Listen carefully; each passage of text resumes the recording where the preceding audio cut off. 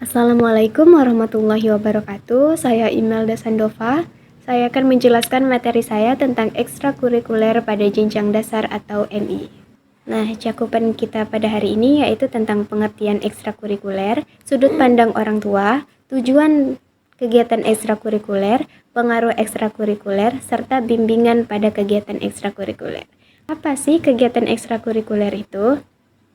Menurut Keputusan Menteri Pendidikan dan Kebudayaan Nomor 060-1993 dan Nomor 080-U-1993, kegiatan ekstrakurikuler adalah kegiatan yang dilakukan di luar jam pelajaran dan termasuk dalam suasana acara, kondisi, dan kebutuhan sekolah, dan di mana kegiatan ini dirancang dengan mempertimbangkan minat dan bakat siswa. Kegiatan ekstrakurikuler bukan sekedar aktivitas tambahan tetapi memiliki peran penting dalam mendukung perkembangan potensi siswa secara menyeluruh. Nah, di mana program ini bertujuan untuk meningkatkan keterampilan, kreativitas, disiplin, serta kerjasama yang memperkaya pengalaman belajar siswa di luar kurikulum nantinya. Apa saja sih contoh kegiatan ekstrakurikuler? Yang pertama itu ada PMR. Apa itu PMR? PMR itu adalah Palang Merah Ramajana, di mana siswa diajarkan untuk memiliki keterampilan pertolongan pertama melalui kegiatan kesehatan dan kemanusiaan. Yang kedua itu ada basket. Basket ini termasuk suatu olahraga dan di mana siswa dapat meningkatkan teknik dasar, strategi, dan kerjasama tim dalam menyelesaikan suatu pertandingan. Yang ketiga itu ada seni tari. Nah, gunanya apa? Untuk melestarikan budaya daerah serta melatih gerakan dan kekompakan siswa. Yang keempat itu ada rohis. Rohis ini adalah mengadakan kajian Islam, diskusi keagamaan, dan kegiatan-kegiatan lainnya yang bersifat keislaman. Apa sih tujuan dari kegiatan ekstrakurikuler? Nah, ekstrakurikuler sebagai pendukung dalam pembentukan karakter siswa agar terfokus dalam pengembangan bakat yang mencakup aspek sosial dan moral.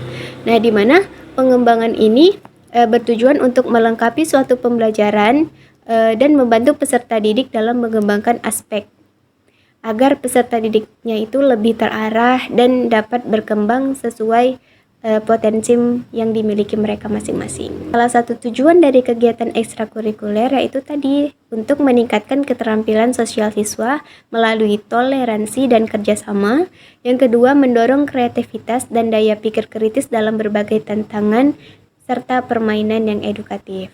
Pengembangan potensi peserta didik dalam mewujudkan suatu generasi yang kreatif itu bisa diarahkan dengan mengikuti kegiatan ekstrakurikuler ini. Nah, kegiatan ekstrakurikuler ini dibagi menjadi 3. Yang pertama ada intrakurikuler, ada kokurikuler, dan ada ekstrakurikuler.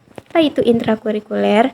Kegiatan pembelajaran yang dilakukan dalam jam pembelajaran sesuai dengan kurikulum yang berlaku. Nah, di mana kegiatan ini bertujuan untuk mengembangkan potensi akademik siswa seperti ulangan harian, ujian tengah semester, pembelajaran berbasis proyek, dan lain sebagainya. Kokurikuler ini adalah kegiatan yang masih berhubungan dengan kurikulum utama tetapi dilakukan di luar jam pelajaran.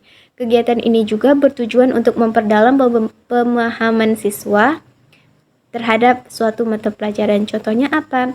Contohnya kunjungan edukatif ke museum, bimbingan belajar tambahan atau les, terus latihan persiapan olimpiade, serta proyek penelitian tugas kelompok. Ekstrakurikuler adalah suatu kegiatan yang dilakukan di luar jam pelajaran utama dan tidak terikat dengan kurikulum akademik. Ekstrakurikuler juga bertujuan untuk mengembangkan bakat, minat, serta keterampilan siswa. Contohnya tadi, seperti olahraga, ada basket, ada voli, futsal, dan lain sebagainya. Seni dan budaya itu ada tari tradisional maupun paduan suara musik tradisional. Yang ketiga itu ada organisasi seperti OSIS, Pramuka, PMR, dan lain sebagainya. Pembimbingan kegiatan ekstrakurikuler ini mencakup apa saja sih? Pembimbingan dalam kegiatan ini merupakan tanggung jawab sekolah untuk memastikan bahwa kegiatan berjalan efektif dan bermanfaat, di mana peran guru dalam membimbing dan mendampingi siswa sangat penting untuk mencapai tujuan dan motivasi siswa dalam mengikuti kegiatan ekstrakurikuler. Ayo ikut ekstrakurikuler. Nah, peran satuan pendidikannya itu seperti apa? Yang pertama itu ada menyusun program ekstrakurikuler sesuai minat bakat siswa. Yang kedua, menunjuk pembina sebagai pembimbing kegiatan. Yang ketiga, ada menyediakan sarana dan prasarana yang mendukung serta pendanaan. Yang keempat, ada evaluasi dan penilaian pelaksanaan kegiatan sesuai dengan rencana atau tidak. Sudut pandang orang tua tentang kegiatan ekstrakurikuler. Yang pertama, dukungan yang kuat terhadap siswa untuk mengikuti kegiatan ekstrakurikuler. Hal ini siswa lebih merasa positif agar aktif dalam mengikuti suatu kegiatan. Dengan keterlibatan aktif, orang tua anak dapat lebih luas di luar non-akademik. Nah, orang tua harus apa sih? Yang pertama, orang tua melihat ekstrakurikuler sebagai sarana pengembangan keterampilan anak. Yang kedua, memastikan anak tetap bisa menyeimbangkan waktu antara akademik dan non-akademik. Pengaruh dari kegiatan ekstrakurikuler yang pertama, siswa belajar mengatur waktu antara akademik maupun non-akademik. Yang kedua, siswa belajar mengatur waktu antara